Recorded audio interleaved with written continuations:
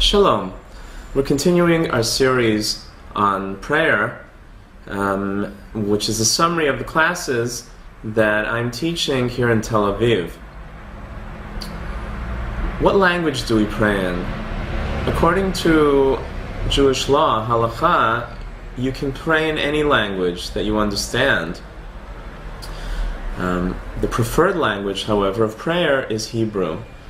In fact, even if you don't fully understand the Hebrew words, your prayer is still considered to be valid, which is not so for other languages. For instance, if you're an English speaker and you pray in Greek, which you don't understand, then that prayer is worthless.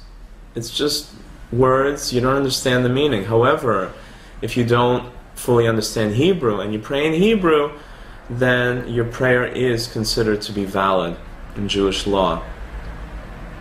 Some of the other benefits and preferences of Hebrew, praying in Hebrew over other languages. The Hebrew letters, according to Kabbalah, have the power of creation within them. For how did God create the world? By saying, Yehi Or, Vayomer Elokim Yehi Or, and God said, let there be light. And there was light. So creation occurred with just an utterance of words, of letters.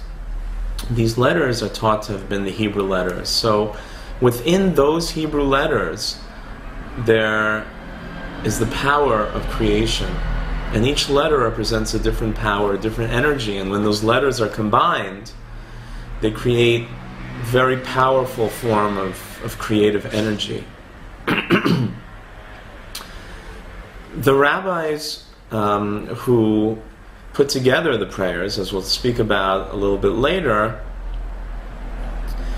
they formulated the words and the letters in such a way that the combination of those words and letters would unlock certain gates of spirituality, would unlock certain avenues of spiritual energy and blessing. So when we pray in the Hebrew, in the original Hebrew, we're tapping in to those combinations, to those secret codes, if you will. And by doing so, we're actually unlocking tremendous spiritual forces and spiritual energy.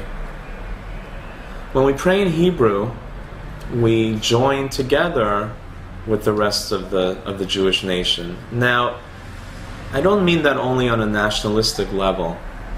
I also mean that on a spiritual level. There's a concept in Judaism of the power of the tzibur, the power of the congregation. In fact, as we'll discuss later on, there are certain prayers that can only be said in a congregation, in a minyan. And also, we know that God has promised the Jewish people, as a nation, that He will always forgive the Jewish nation. He will always have mercy on the Jewish nation. Which is not the case with an individual. An individual is judged solely based on his merit. And each individual is judged differently. But when those individuals come together as a community, as the community of Israel, the nation of Israel, then that new entity of Israel is judged favorably. God promises that. So therefore it's beneficial to pray in a community. And by praying in Hebrew on a metaphysical level, on a spiritual level, we are connecting ourselves with the rest of the Jewish community, and therefore taking part in that special relationship that the community has with God. Finally, there's something very special about praying the same way, with the same words, as our fathers, our grandfathers, our forefathers, our ancestors did. All the way going back to Moses, Jacob, Isaac, Abraham. When we pray in Hebrew, we're tapping in to our heritage. We're tapping into that tremendous spiritual energy that emanates from our forefathers, from the great the great men and women of the Jewish people throughout Jewish history.